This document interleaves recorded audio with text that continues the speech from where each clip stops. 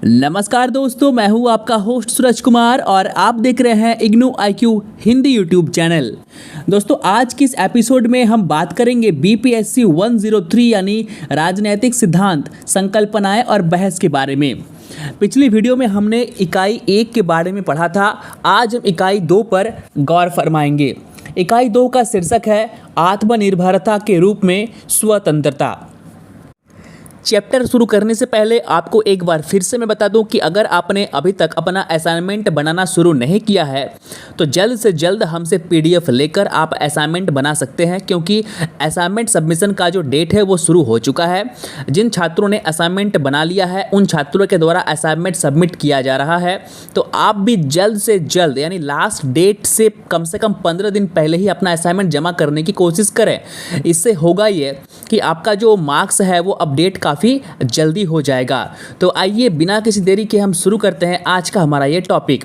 देखिए, आज का जो शीर्षक है चैप्टर का वो है आत्मनिर्णय के रूप में स्वतंत्रता।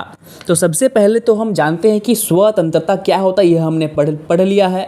अब हम पढ़ेंगे आत्मनिर्णय क्या होता है। देखिए, आत्मनिर्णय जो है ना वह कहीं ना कहीं स्वतंत्रता से जुड़ी हुई होती है। अगर आप स्वतंत्र नहीं रहेंगे, अगर आप आज़ाद नहीं रहेंगे तो आप आत्मनिर्णय नहीं कर पाएंगे। आत्मनिर्णय का मतलब होता है वो निर्णय जो आप खुद करें, वह निर्णय जो आप खुद लें। अब मान लीजिए आज मार्केट में जाके आपको एक एप्पल की फ़ोन खरीदनी है, ठीक है। तो ये निर्णय आपने खुद किया कि मुझे एक एप्पल का फ़ोन लेना है, तो ये निर्णय आपका हो। तो ये निर्णय आप कब खुद ले पाएंगे? जब आप स्वतंत्र हो, जब आप खुद पैसे कमाते हो। क्या होगा अगर आप अपने पापा से पैसे लेकर फ़ोन खरीदें? कोई गारंटी इसमें है क्या कि आपके पापा आपको एप्पल फ़ोन खरीदने के लिए पैसे देंगे? वो कह सकते हैं कि भाई तुम फ़ोन खरीदो, वीवो का खरीदो, ओप्पो का खरीदो, MI का लो। लेकिन आप अगर आत्मनिर्भर हैं, आप अगर स्वतंत्र हैं, तो आप ये खुद आत्मनिर्णय, खुद फैसला ले सकते हैं कि मुझे एप्पल का फ़ोन ही चाहिए। तो आपको अपने एप्पल का फ़ोन ही चाहिए के लिए क्या होना पड़ेगा? स्वतंत्र होना पड़ेगा।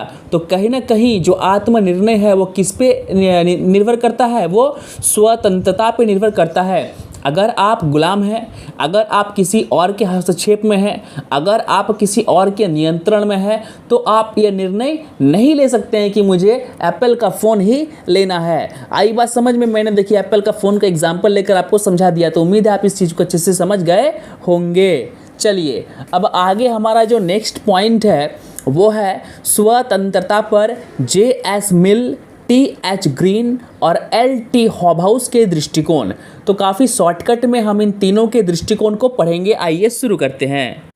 तो सबसे पहले हम पढ़ेंगे JS मिल का विचार। देखिए, JS मिल का कहना क्या था? JS मिल का यह कहना था कि व्यक्ति अगर कोई कार्य करना चाहता हो तो उसे उस कार्य को करने देने की स्वतंत्रता होनी चाहिए। यानी व्यक्ति जो भी चाहे वो कर सकता है, लेकिन अगर व्यक्ति चाहे कि वो नदी में डूब जाएगा या नदी में कूदेगा, ऐसा नहीं हो सकता। यानी स्वतंत्रता तो होगा, लेकिन उसके कुछ लिमिटेशन होंगे, उसके कुछ कानूनी दांवपेच होंगे। यानी पूर्ण रूप से आप स्वतंत्र नहीं माने जाएंगे, क्योंकि अगर आप पूर्ण रूप से स्वतंत्र माने गए तो आप नदी में भी कूद सकते हो। तो नदी में कूदने से बचाने के लिए जो नियम चाहिए वो नियम सरकार आपके ऊपर लगाएगी कि आप सब कुछ कर सकते हो, लेकिन आप अगर चाहें कि आप नदी में कूद जाओगे तो ऐसा हम होने नहीं देंगे। आई बात समझ में? ये JS मिल का विचार था।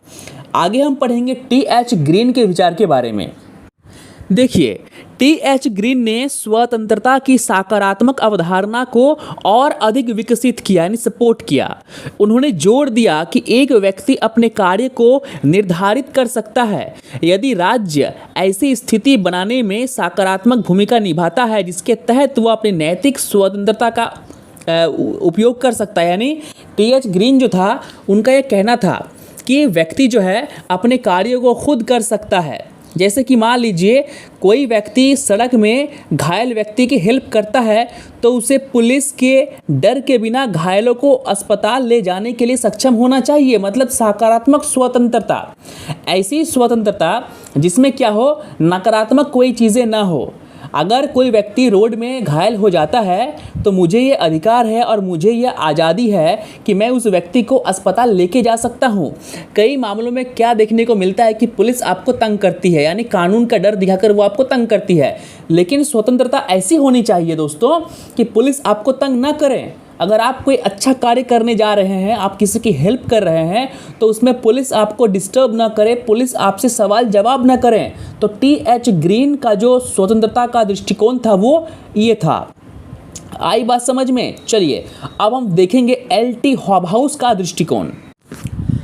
देखिए, हॉबहाउस और हेराल्ड लॉस्की जैसे जो दार्शनिक थे, उन्होंने सकारात्मक उदारवादी विद्वान थे और उन्होंने कहा कि यदि कोई व्यक्ति अपने कार्य को स्वयं निर्धारित कर सकता है, यानी आत्मनिर्णय, ठीक है, स्वयं फैसला कर सकता है, अगर राज्य अपने लोगों के कल्याण को सुरक्षित रखता है, यानी राज्य अगर आपको वो अधिकार देते हैं, जैसे कि मान लीजिए भारत में हम फ्रीडम में हैं, हम आज़ादी में हैं, आई बात समझ में, हम किसी के गुलाम नहीं हैं। लेकिन अब चीन चले जाओगे, नॉर्थ कोरिया चले जाओगे, रूस चले जाओगे, तो वहाँ के लोग आज़ाद नहीं हैं, वहाँ के लोग सरकार के अगेंस्ट नहीं बोल सकते हैं। अगर चीन का एक नागरिक अपने सरकार के अगेंस्ट बोलता है तो उस व्यक्ति को मार दिया जाता है। वहाँ के मुसलमानों पर अत्याचार होता है, उनकी दाढ़ी काट दी जाती है, उन्हें बुर्का पहनने नहीं दिया जाता है, उन्हें मस्जिदों में नमाज नहीं पढ़ने दिया जाता है, उन्हें जो है रमज़ान के महीने में रोज़े रखने नहीं दिए जाते हैं। तो क्या वहाँ के लोग आज़ाद हैं? नहीं हैं। तो जो हॉबहाउस था, उनका एक कहना था कि जो स्वतंत्र हो वो तो होना ही चाहिए, लेकिन जो है सरकार को ये बात सुनिश्चित कर लेना चाहिए कि वे जनता के भावनाओं को या कल्याण को सुरक्षित रख सकें। आई बात समझ में? तो ये था हॉबहाउस का दृष्टिकोण। अब आगे हमारा नेक्स्ट पॉइंट है इजाया बर्लिन की स्वतंत्रता की दो अवधारणाएं। देखिए, अब ये जो कॉन्सेप्ट है, ये जो आपका टॉपिक है ना, इस टॉपिक को हमने इसके पहले वाले चैप्टर में पढ़ा था, आपको याद होगा। अगर आपको याद नहीं तो प्लेलिस्ट में जाके जो है इससे पहले वाले चैप्टर में जाइए और इजाया बर्लिन का टू कॉन्सेप्ट ऑफ लिबर्टी को पढ़ लीजिए। इसलिए मैं यहाँ पर इसे स्किप कर रहा हूँ क्योंकि मैंने इसे पहले पढ़ाया है। आई बात समझ में? टाइम लॉस करके कोई फ़ायदा नहीं है, इससे अच्छा कि और एक पॉइंट हम एक्स्ट्रा कुछ का पढ़ लेंगे। चलिए अब आगे हमारा है टॉपिक नव उदारवादी दृष्टिकोण। अब देखिए, अगर आप कंटिन्यू मुझे फॉलो करते हैं और कंटिन्यू अगर आप बीपीएससी को पढ़ते हैं तो बीपीएससी 101 में हमने उदारवाद और नव उदारवाद के बारे में पढ़ा था। तो उदारवाद क्या है ये आपको बताने की आवश्यकता बिल्कुल नहीं है, डायरेक्ट जो है हम वो नव उदारवादी दृष्टिकोण पर आ जाएंगे। देखिए, नव उदारवाद क्या है इसको समझिए। देखिए, नव उदारवादी दृष्टिकोण यानी ऐसी सोच जो नव उदारवादी सोचे। देखिए, नव उदारवादी जो है ना, ये उदारवाद या उदारवादी का जो है वो एक उच्चतम श्रेणी है, यानी उदारवाद से भी उत्कृष्ट श्रेणी क्या है? नव उदारवाद। तो देखिए, नव उदारवाद है क्या? नव उदारवाद जो है एक राजनीतिक और आर्थिक विचारधारा है। इनका उद्देश्य राजनीति को श्रेष्ठ बनाना और आर्थिक अर्थव्यवस्था को भी श्रेष्ठ बनाना होता है। आई बात समझ में? नव उदारवादी लोग जो होते हैं और इसका जो कॉन्सेप्ट होता है नव उदारवाद का, इसमें जो लोग इसको मानते हैं, जो उदारवादी होते हैं, इनका यह मानना होता है कि राज्य का या सरकार का जो हस्तक्षेप है वो बहुत कम रहे, सरकार में बहुत ही कम रहे। तो वे सपोर्ट करते हैं खुला बाजार प्रतिस्पर्धा को, यानी मार्केट कैपिटलिज्म, पूंजीपति। आई बात समझ में? कि लोग पैसे वाले बने, मार्केट में कंपटीशन हो, सरकार का इन्वॉल्वमेंट इसमें कम हो, इनका यह मानना है। अब देखिए, ये उदारवाद का ही एक रूप है जो 20वीं शताब्दी के पूर्व में कल्याणकारी राज्य और केनीसियन अर्थशास्त्र की विफलताओं के परिणाम स्वरूप उभरा। आई बात समझ में? तो नव उदारवादियों का यह मानना था कि जो है हम देश को आगे लेके जाएंगे, इसके लिए क्या चाहिए? हमें एक अच्छा राजनीति चाहिए, एक अच्छा अर्थव्यवस्था चाहिए। और वो भी क्या? ये दो चीज़ें यानी राजनीति और अर्थव्यवस्था राज्य या देश के सरकार के हस्तक्षेप के बाहर होना चाहिए। सरकारें अगर इसमें हस्तक्षेप करना शुरू कर देंगी तो क्या होगा? फिर से ये डैमेज हो जाएगा। आई बात समझ में? चलिए, नव उदारवाद को नवशास्त्रीय उदारवाद के रूप में भी जाना जाता है, जो 1970 में आर्थिक उदारवाद को पुनर्जीवित करने के लिए शुरू किया गया था। यानी नव उदारवाद का सिंपल सा एक कॉन्सेप्ट ये था कि आर्थिक उदारवाद को पुनर्जीवित करना यानी फिर से शुरू करना। इसके मुख्य प्रस्तावक मार्गरेट थैचर और रोनाल्ड रीगन थे, जो आर्थिक विकास को बढ़ाना चाहते थे और सरकार के बजट के वित्तीय घाटे को कम करना चाहते थे। इसका उद्देश्य सरकार की भूमिका में कटौती करना यानी सरकार का हस्तक्षेप को कम करना और बाजार की भूमिका को बढ़ाना था। ये बात बिल्कुल आपको याद रखना है कि जो नव उदारवादी लोग थे, ये लोग चाहते थे कि मार्केट में जो है यानी सरकार पूरे देश भर में या राज्य भर में जो है वह सरकार का हस्तक्षेप कम हो और बाजार का हस्तक्षेप क्या हो, वो ज़्यादा हो। आई बात समझ में? तो इसे ही कहते हैं नव उदारवादी दृष्टिकोण। तो उम्मीद है कि नव उदारवादी दृष्टिकोण अगर एग्जाम में लिखने के लिए आए तो आप अच्छे से बना कर लिख देंगे। अब देखिए, अब हम यहाँ पे एक एग्जाम्पल लेंगे कि नव उदारवादी दृष्टिकोण का एक उदाहरण यहाँ पे हम पेश करेंगे। अब मान लीजिए कि मार्केट में आम को ले जाया गया बेचने के लिए किसी के बिजनेसमैन के द्वारा, तो सरकार अगर आम का रेट तय करती है कि नहीं, सभी को जो है आम का 10 रुपये किलो आम सबको बेचना है, ये सरकार तय करती है। तो यही चीज़ नव उदारवादी का कहना है कि नहीं, आप तय नहीं करेंगे कि आम को कितने रुपये किलो बेचना है, यह बाजार तय करेगी। बाजार के जो मुख्य लोग होंगे, बाजार की जो कमेटी होगी, वह कमेटी यह सुनिश्चित करेगी, यह डिसाइड करेगी कि उस आम को कितना रुपये किलो बेचना है। आई बात समझ में? तो यही कहना था किसका, जो है नव उदारवादियों का। नव उदारवादी चाहते ही नहीं थे कि सरकार जो है वो आर्थिक मामलों में और राजनीतिक मामलों में कोई हस्तक्षेप करे भी तो वो कम हो, वो अधिक ना हो। आई बात समझ में? चलिए अब हम आगे बढ़ेंगे हमारे नेक्स्ट पॉइंट की तरफ, जिसका नाम है स्वतंत्रता की मार्क्सवादी अवधारणा। देखिए, मार्क्सवादियों का जो स्वतंत्रता को लेकर अवधारणा है वो बिल्कुल क्लियर है। अगर आज के भारत के परिदृश्य को देखें तो आज भी भारत में जितने भी मार्क्सवादी हैं या मार्क्सवादी पार्टी हैं, वे आज भी ये मानते हैं कि आज तक भी है जो है हम वो गुलाम हैं। उनका ये मानना है कि जब तक पूरे विश्व में या किसी देश या राज्य या गांव में पूंजीवादी सरकार है या पूंजीवादियों का बोलबाला है, यानी आप स्वतंत्र नहीं हैं। जिस दिन ये पूंजीवाद खत्म हो जाएगा उस दिन मान लिया जाएगा कि जो स्वतंत्रता है वो मिल चुकी है। अब बात है पूंजीवाद क्या है। देखिए, पूंजीवाद का अर्थ होता है बड़ी बड़ी कंपनियां। जैसे कि मान लीजिए भारत में आज अडानी है, टाटा है, अंबानी है। आपने अक्सर विपक्ष की पार्टियों ने राहुल गांधी को, कांग्रेस को या कांग्रेस के जितने भी नेता है या मार्क्सवादी पार्टी के जितने भी नेता है, उनको पूंजीपतियों की सरकार है, भाजपा पूंजीपतियों की सरकार है कहते सुना होगा। तो ये पूंजीपतियों की सरकार है का मतलब क्या होता है? पूंजीपतियों की सरकार है कहने का तात्पर्य ये होता है कि जो भाजपा है वह पूंजीपतियों के नाम पर चलती है, वह पूंजीपतियों के पर चलती है। पूंजीपति, पूंजी माने धन और पति माने धन का मालिक, यानी जो बहुत ही ज़्यादा धन का मालिक हो जाता है उसे हम लोग कहते हैं पूंजीपति। यानी जो अडानी है वो पूंजीपति है, जो अंबानी है वो पूंजीपति है। अक्सर अडानी और अंबानी को ऐसा कहा जाता है कि सरकार जो है वो अडानी और अंबानी ही चला रहे हैं। ये आरोप है किनका? वामपंथियों का और कांग्रेस का। तो वामपंथी ये मानते हैं कि जब तक देश या राज्य में या पूरे विश्व में पूंजीपति एग्जिस्ट कर रहा है, पूंजीपति है, यानी जो क्या बोलते हैं उसको हम लोग, जो स्वतंत्रता है वो नहीं है।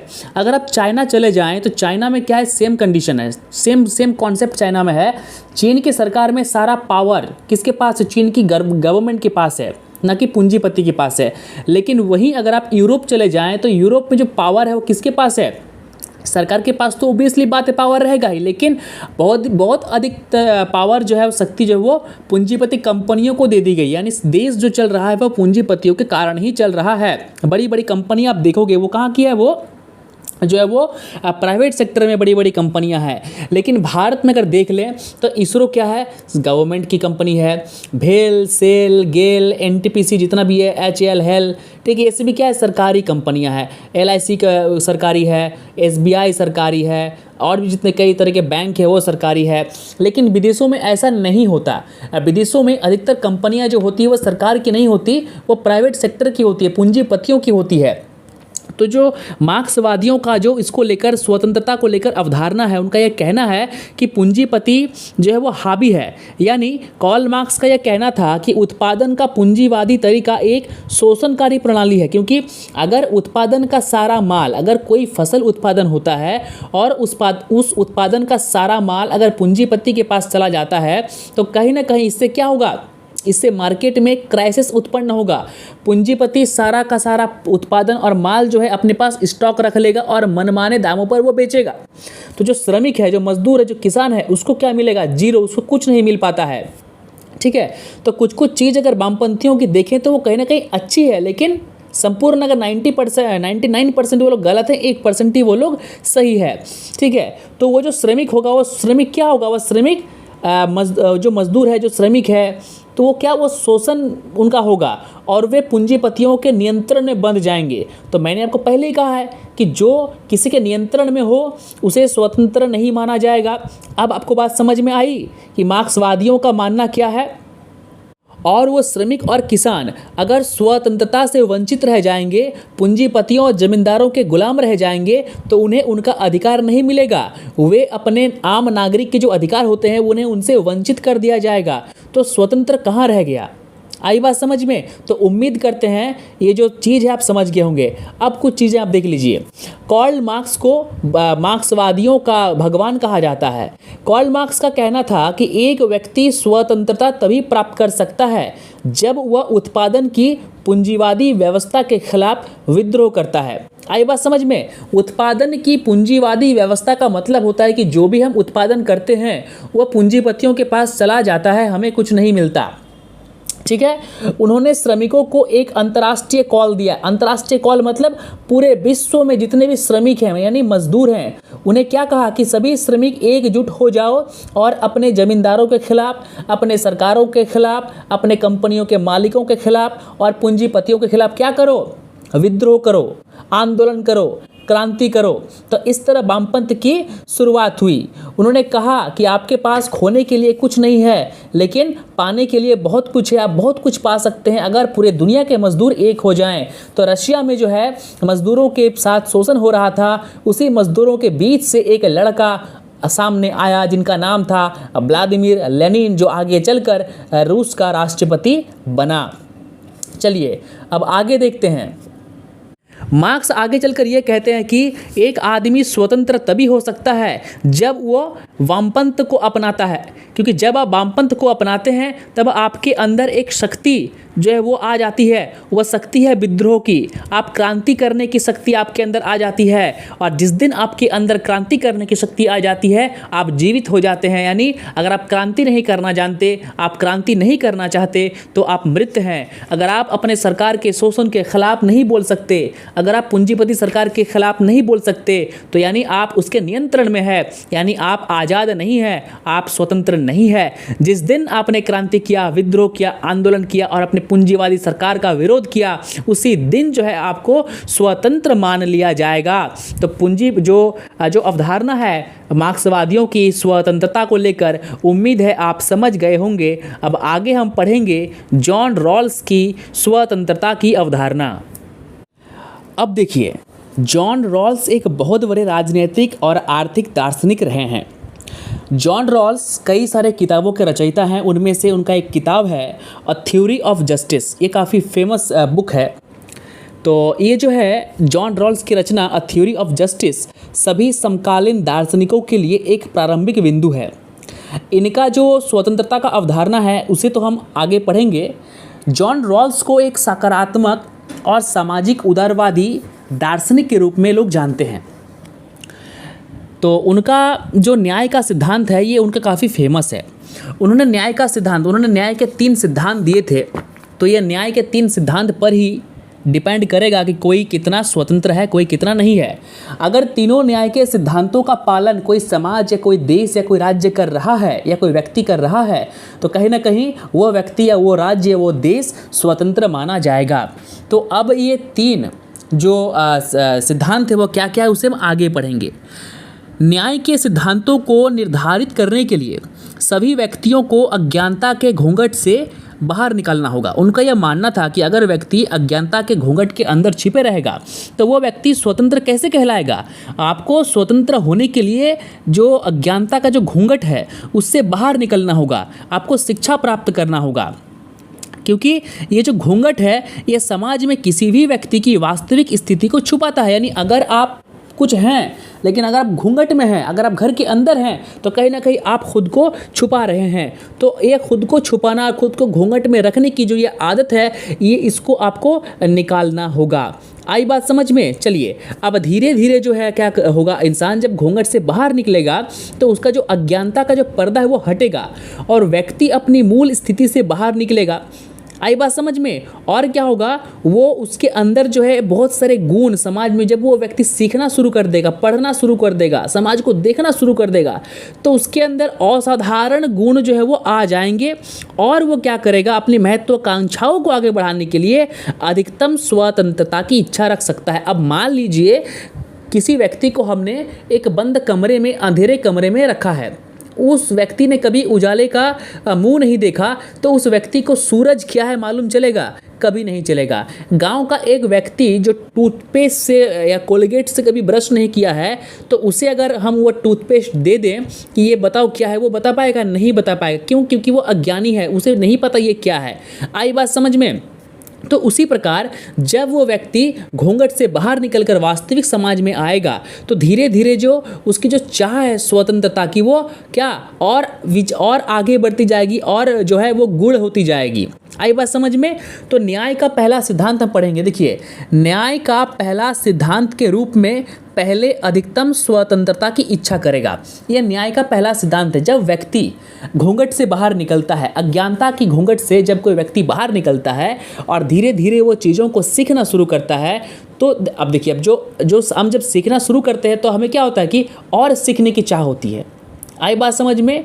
जब हम इंटरनेट पर रील्स देखते हैं मोबाइल पर तो हमें और रील्स देखने की चाह होती है। हम पैसे कमाते हैं तो हमें और पैसे कमाने की चाह होती है। आई बात समझ में? तो न्याय का पहला सिद्धांत क्या है जॉन रॉल्स का?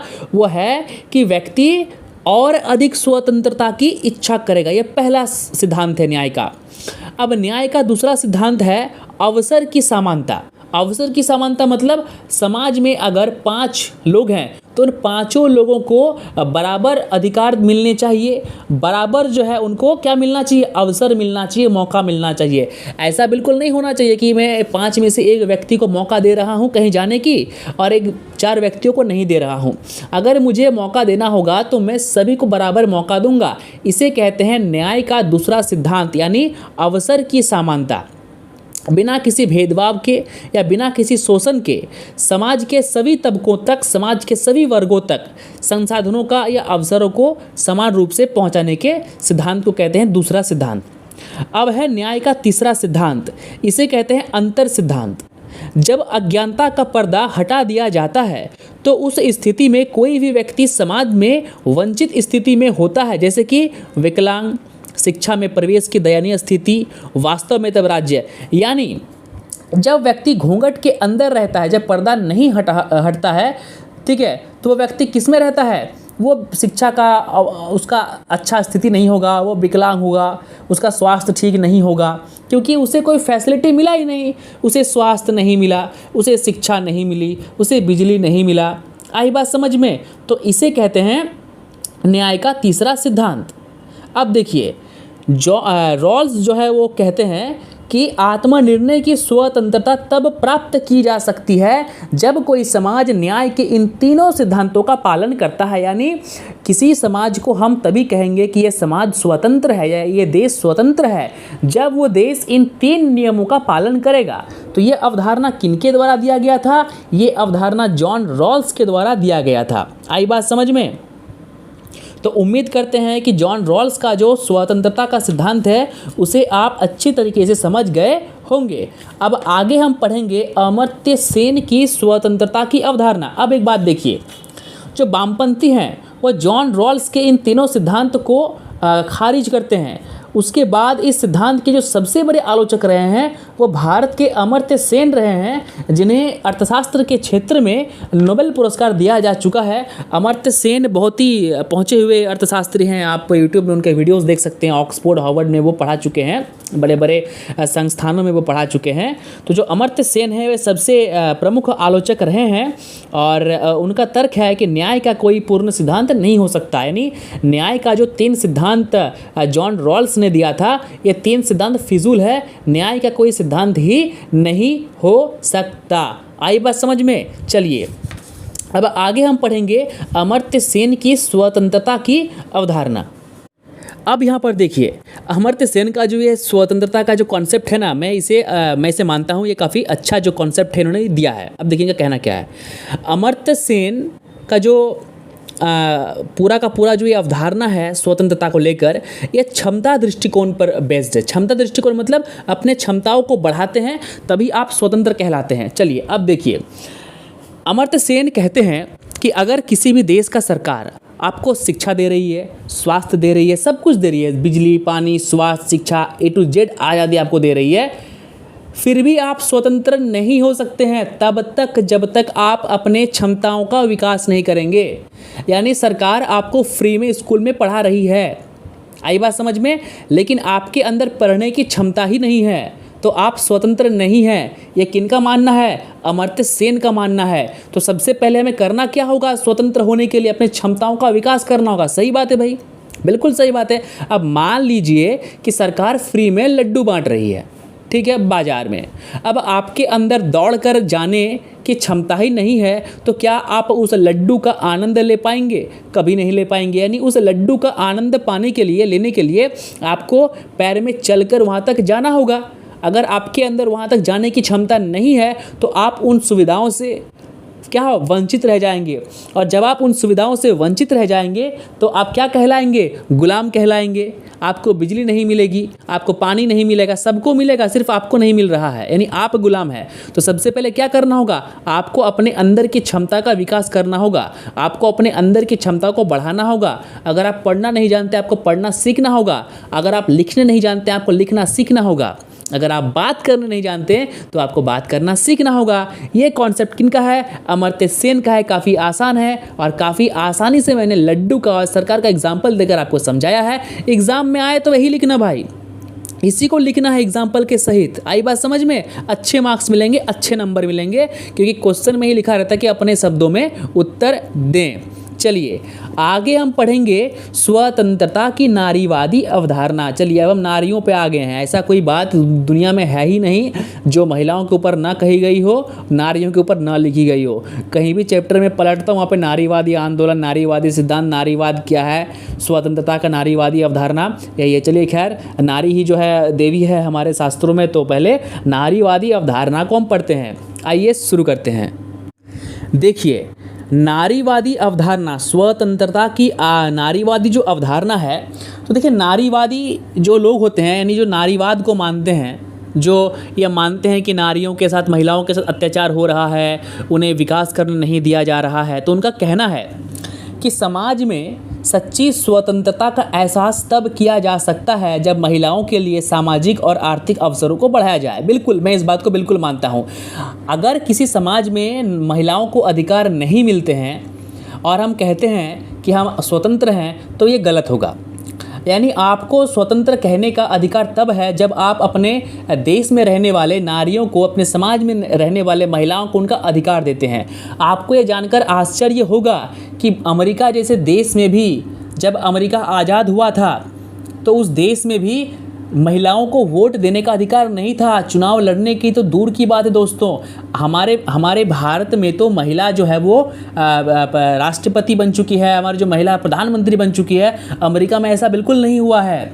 अमेरिका में महिलाओं को वोट देने का अधिकार नहीं था, चुनाव लड़ने का अधिकार नहीं था, संपत्ति रखने का अधिकार नहीं था। और ये अंग्रेज, ये पश्चिमी लोग हमें कहते हैं कि हम अपने महिलाओं को रोकते हैं। भारत जब से आज़ाद हुआ, भारत ने कभी भी महिलाओं पर कोई भी प्रतिबंध नहीं लगाया। चाहे वो सरकार किसी की भी हो। इसलिए तो हम कहते हैं मेरा भारत महान है। कांग्रेस की सरकार रही हो, किसी की सरकार रही हो, हमने महिलाओं को कभी घर में रोक कर नहीं रखा। हाँ, कुछ जाति प्रथाएं के कारण, कुछ धार्मिक उन्मादों के कारण जो है लोग जो अपने महिलाओं को आगे बढ़ने का अवसर नहीं दिया है, लेकिन सरकार ने कभी नहीं रोका। सरकार ने कहा आप वोट दो, सरकार ने कहा आप चुनाव लड़ो। आई बात समझ में? हम प्राउड फील करते हैं कि हमारे देश की में महिला प्रधानमंत्री हुई हैं। हमारे देश में 2 महिला राष्ट्रपति हो चुकी हैं। कितने ही न जाने ब्रांड एम्बेसडर जो है वो हमारे महिलाएं हैं। आप बंगाल की सीएम को देख लीजिए, बंगाल की सीएम जो है हमारी महिला हैं। तो कितना ये प्राउड मोमेंट है भारत के लिए। भारत ऐसे ही दोस्तों महान नहीं है। चलिए अब देखिए, अब ये जो नारीवादी है, ये इनका ये भी मानना है कि जो भेदभाव किया जाता है महिलाओं के साथ, यानी दफ्तरों में कहिए, स्कूलों में कहिए, सड़कों पे कहिए, कहीं भी कहिए, तो जो महिलाओं के साथ भेदभाव किया जाता है, इस भेदभाव का सबसे बड़ा कारण है शारीरिक क्षमता। महिलाओं की शारीरिक क्षमता पुरुषों की तुलना में काफ़ी कम है, और इसी शारीरिक क्षमता के कम होने के कारण महिलाओं को हर जगह क्या होता है, उन्हें जो है मतलब कि मौका नहीं दिया जाता है, उनके साथ भेदभाव किया जाता है। सामाजिक मामलों में, आर्थिक मामलों में, राजनीतिक मामलों में जो महिलाओं की भूमिका है उसे कम किया जाता है। लेकिन भारत में ऐसा नहीं है। भारत में अब देख लीजिए, एक से एक जो है पॉलिटिशियन जो है वो महिला है, मुख्यमंत्री महिला हैं। राजस्थान की मुख्यमंत्री महिला रह चुकी हैं। ममता बनर्जी 3 टर्म से जो है वो वहाँ पर सीट पर जो है वो विराजमान है। आई बात समझ में? प्रधानमंत्री, राष्ट्रपति और भी कई ब्रांड एम्बेसडर, राज्यपाल, बहुत सारे जो हैं हमारे क्या हैं वो महिलाएं हैं। अब देखिए, अब ये जो नारीवादी लोग थे, इन्होंने पितृसत्तात्मक समाज का बहिष्कार किया और विरोध किया। अब देखिए, पितृसत्तात्मक समाज क्या होता है? पितृसत्तात्मक समाज का मतलब होता है कि वैसा समाज जहाँ पर बेटे की संपत्ति बेटे को मिलता है, बेटी को नहीं। आई बात समझ में? अब मैं तो ये बात मानता हूँ भाई, बेटी को भी मिलना चाहिए। बेटी को इसलिए मिलना चाहिए क्योंकि उनका भी हक है भाई। पापा तो मेरे जो पापा हैं वो तो मेरी बहन के ही पापा हैं, तो पिताजी का जो संपत्ति होगा वो उस पर तो मेरी बहन का भी बिल्कुल अधिकार होगा ना। मेरा अकेला का क्यों होगा? उनका भी तो अधिकार उसमें होना चाहिए, उनका भी हक बनता है। तो जो नारीवादी लोग थे, जो नारीवाद को बढ़ावा देते हैं, उनका कहना है कि हम पितृसत्तात्मक समाज का विरोध करते हैं। पितृसत्तात्मक समाज मतलब पुरुष प्रधान समाज, ठीक है। ये भाई, पिता या पति होता है जो महिलाओं के लिए निर्णय लेते हैं। यानी आपके घर का निर्णय कौन लेगा? आपके पापा लेंगे, मम्मी नहीं। लेकिन बहुत ही कम ऐसे घर होते हैं जहाँ पर मम्मी के दबाव में पापा लोग दब जाते हैं, महिलाओं के दबाव में जो है पुरुष दब जाते हैं। ऐसे कई घर होते हैं, ठीक है, होते हैं। काफ़ी फिल्मों में, सीरियल में हमने देखा है। लेकिन अधिकतर समाज जो है वहाँ पर पुरुष प्रधान समाज है, जहाँ पर एक भाई या एक पिता या एक पति ही क्या होता है? मालिक होता है। यानी आपके घर में क्या होगा क्या नहीं होगा, इसका डिसीजन कौन लेगा? एक पुरुष लेगा।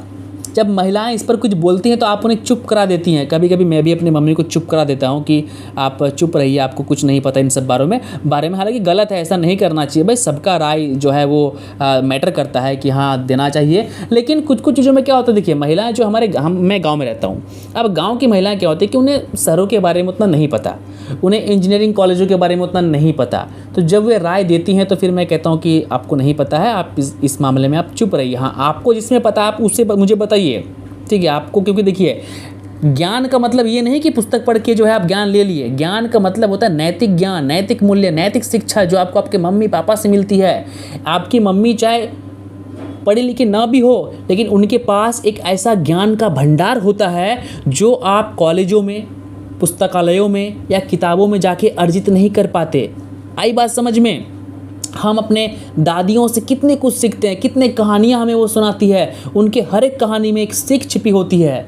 उस सीख से हमें सीखने की आवश्यकता है, और वही सीख हमारे आगे हमारे जीवन में अनुभव का काम करती है। तो इसीलिए महिलाओं का कभी भी असम्मान नहीं होना चाहिए। हर प्लेटफॉर्म पे, चाहे एजुकेशन हो, शिक्षा हो, स्वास्थ्य हो, कुछ भी कहीं पर भी हो, दफ्तर हो, ऑफिस हो, पॉलिटिक्स हो, राजनीति हो, सामाजिक हो, सांस्कृतिक हो, महिलाओं को बराबर का मौका मिलना चाहिए। अगर 50% सीट पुरुषों के लिए है तो 50% सीट महिलाओं के लिए होना चाहिए, 30% नहीं होना चाहिए। क्यों? क्योंकि महिलाओं के अंदर जो सहने की क्षमता है वो काफ़ी अधिक होती है। आई बात समझ में? तो जो नारीवादी सिद्धांत है दोस्तों, बस इसी के इर्द गिर्द घूमता है। अब बात करेंगे लिंग और जेंडर की, तो बहुत सारे जगहों पर लिंग और जेंडर पर भेदभाव किए जाते हैं। बहुत सारे ऐसे काम होते हैं, जैसे कि मान लीजिए अगर आप इंजीनियरिंग करेंगे तो सिविल डिपार्टमेंट या मैकेनिकल डिपार्टमेंट में आपको महिलाएं कम दिखेंगी। क्यों? क्योंकि मैकेनिकल और सिविल का काम काफ़ी हार्ड होता है और हार्ड काम करने का जो मतलब की जो क्षमता होती है ना, वो पुरुषों में अधिक होती है, महिलाओं में कम होती है। तो वहाँ पर भेदभाव देखने को तो नहीं मिलती है, लेकिन महिलाएं खुद जो है मैकेनिकल और सिविल नहीं चुनती। आई बात समझ में? अब आगे हमारा जो नेक्स्ट पॉइंट है वो है स्वतंत्रता की रूढ़िवादी अवधारणा।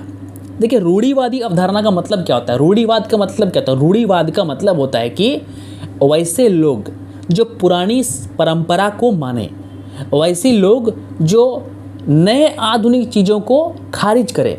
अब मान लीजिए किसी मंदिर में बलि होता आ रहा है बहुत सालों से, तो अगर कोई व्यक्ति उस बलि प्रथा का समर्थन कर रहा है कि नहीं, बलि होता आ रहा है, बलि होगा, तो वो व्यक्ति रूढ़िवादी व्यक्ति कहलाएगा। आपको समझ में आ गया रूढ़िवाद का मतलब क्या होता है? यानी पुरानी परंपराओं की रक्षा करने वाला व्यक्ति को हम लोग क्या कहते हैं? रूढ़िवादी। आई बात समझ में? तो रूढ़िवाद का मूल अर्थ क्या है? संरक्षण करना, जो किसी भी पारंपरिक चीज़, पुरानी चीज़ों का संरक्षण करे। अब देखिए, रूढ़िवादियों का मानना क्या है? रूढ़िवादियों का मानना है कि अगर कोई व्यक्ति अपने समाज में, अपने जीवन में आदेश और अनुशासन बनाए रखता है, परंपराओं को नियमित बनाए रखता है, तो व्यक्ति आत्मनिर्णय की स्वतंत्रता को प्राप्त कर सकता है। यानी रूढ़िवादी जो है वो परंपराओं की ओर अधिक ध्यान देते हैं, अनुशासन की ओर अधिक ध्यान देते हैं। वे किसी भी अनुशासन को या परंपरा को नहीं तोड़ सकते। एग्जाम्पल के लिए अगर आप ये मूवी देखे हैं, उस मूवी का मैं नाम भूल गया, जिसमें अमिताभ बच्चन, उस शाहरुख खान रहते हैं, मोहब्बतें फिल्म में जो अमिताभ बच्चन का रोल है, तो अमिताभ बच्चन को आप रूढ़िवादी मान सकते हैं। मैं एग्जांपल दे रहा हूं आपको, ठीक है? क्योंकि वो हमेशा परंपरा, प्रतिष्ठा को तोड़ने के खिलाफ रहते हैं कि आप परंपराओं को, प्रतिष्ठा को आप नहीं तोड़ेंगे। तो अमिताभ बच्चन का जो रोल है उसमें बिल्कुल रूढ़िवादी की तरह है। तो उसे आप उसमें मतलब एग्जाम्पल सेट कर सकते हैं कि अमिताभ बच्चन जो है उस फिल्म में रूढ़िवादी का रोल किया है। यानी परंपराओं को तोड़ने का विरोधी, जो परंपराओं को सुरक्षित रखना चाहें, अनुशासन को बरकरार रखना चाहें। परंपरावादियों यानी रूढ़िवादियों का मानना है कि मनुष्य अपूर्ण है और समाज में आदेश और अनुशासन प्राप्त किया जा सकता है यदि परंपराओं का नियमित रूप से पालन किया जाए, जैविक समाज बनाया रखा जाए, पदानुक्रम और अधिकार का सम्मान किया जाए और संपत्ति की रक्षा किया जाए, तो आप जो है वो स्वतंत्र माने जाएंगे। अब देखिए, परंपराओं का रहना भी बहुत ज़रूरी है, क्योंकि परंपरा जो है वो आपको पहचान देते हैं, आपको अपनेपन की भावना देते हैं और सामाजिक सामंजस्य उत्पन्न करते हैं। रूढ़िवादियों की बात करें तो रूढ़िवादी परिवर्तन से डरते हैं, उनका काम ही है परिवर्तन को रोकना, इसलिए वे रूढ़िवादी कहलाते हैं, क्योंकि ये अज्ञात की ओर जाता है जिससे समाज में अस्थिरता और अव्यवस्था हो सकती है। रूढ़िवाद के मूल विचारों में थोड़ा बदलाव आया है। एक रूढ़िवादी विद्वानी एडमंड बर्क ने संरक्षण के क्रम में परिवर्तन में विश्वास किया। यानी रूढ़िवाद का जो अवधारणा था ना, अब धीरे धीरे आधुनिक समाज में बदलता नजर आ रहा है। एडमंड बर्क ने क्या कहा कि संरक्षण जरूरी है, लेकिन थोड़ा सा परिवर्तन आप कर सकते हैं, उसे करने में कोई जो है वो हानि नहीं है। अब देखिए, एक जैविक समाज रूढ़िवादियों के लिए बहुत महत्वपूर्ण है। तो ये जैविक समाज क्या होता है? जैविक समाज मतलब एक रूढ़िवादी समाज को एक जीव के रूप में देखते हैं। आई बात समझ में? एक जीव हमेशा एक संपूर्ण या भागों को संग्रह के रूप में माना जाता है। प्रत्येक अंग एक दूसरे पर निर्भर होते हैं और अलगाव का कार्य नहीं करते। आपका दिमाग और आपका जो हाथों की उंगलियां हैं साथ में काम करती है। तो ये जो परंपरा है, इसको रूढ़िवादी तोड़ना नहीं चाहते। ये नहीं तोड़ना चाहते हैं कि दिमाग और आपके हाथ की उंगली काम करना बंद कर दे। आई बात समझ में? यानी वे उन चीज़ों को मानते हैं जो सदियों से चली आ रही है, उसे कहते हैं रूढ़िवादी। तो रूढ़िवादी के नज़र में स्वतंत्रता यही है कि आप जो है परंपराओं को ना तोड़ें, आप परंपराओं को माने, आप अनुशासन को मान कर चलें। अगर आप अनुशासन को मान कर चलेंगे तो आप स्वतंत्र कहलाएंगे। तो उम्मीद करते हैं कि स्वतंत्रता की रूढ़िवादी अवधारणा को भी आप समझ गए होंगे। अब आगे का जो दोस्तों हमारा टॉपिक है वो है लास्ट टॉपिक, और उसका नाम है स्वतंत्रता की उत्तर आधुनिक अवधारणा। तो आइए देखते हैं कि स्वतंत्रता का उत्तर आधुनिक अवधारणा क्या है। देखिए, उत्तर आधुनिकतावाद क्या है? उत्तर आधुनिकतावाद जो है, आधुनिकतावाद जो है एक आया हुआ ऐसा चीज़ है जिन्होंने आधुनिकतावाद का क्या क्या विरोध किया। उत्तर आधुनिकतावाद यानी आधुनिकतावाद के बाद आया हुआ चीज़। देखिए सबसे पहले क्या आया, सबसे पहले आधुनिकतावाद आया। ठीक है, आधुनिकतावाद में क्या हुआ, दुनिया जो है वो आधुनिक मॉडर्न होती चली गई। तो इसके बाद क्या आया, उत्तर आधुनिकतावाद यानी आधुनिकतावाद के बाद वाला चीज़, बाद वाला टाइम, इसे कहते हैं उत्तर आधुनिकतावाद। तो जो उत्तर आधुनिकतावाद है ये मानते हैं कि पिछला बार जो भी आधुनिकता दुनिया को विकसित करने के लिए जितने भी आधुनिक पद्धतियाँ अपनाई गई थी वे सभी चीज़ें बेकार हैं। ये उनका पहला कॉन्सेप्ट था। उनका दूसरा मानना ये था कि ज्ञान जो है ना वो क्या होता है कि वो एक चीज़ में सीमित नहीं है। आई बात समझ में, ज्ञान आंशिक और स्थानीय मतलब कि है।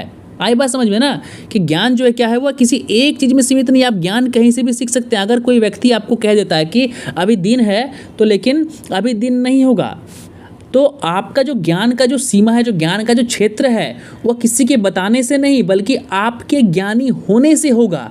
यानी अगर आप ज्ञानी होते हैं, अगर आप सीखते हैं, वही है उत्तर आधुनिकतावाद। उत्तर आधुनिकतावाद का जनक जॉन फ्रांसवा लियोटार्ड को माना जाता है। इन्होंने कई सारी किताबें लिखी। और एक फ्रांसीसी दार्शनिक है जिनका नाम है मिशेल फूको। मिशेल फूको ने भी ज्ञान ही शक्ति है या ज्ञान शक्ति है बोलकर एक आलेख लिखा था। तो मिशेल फूको भी जो है वो उत्तर आधुनिकतावाद के एक बहुत बड़े दार्शनिक हैं। लेकिन जॉन फ्रांसवा लियोटार्ड को सबसे बड़ा जो है वो दार्शनिक माना जाता है, किसका, उत्तर आधुनिकतावाद का। आई बात समझ में। उत्तर आधुनिकतावाद जो है वो आधुनिकतावाद के बाद आई।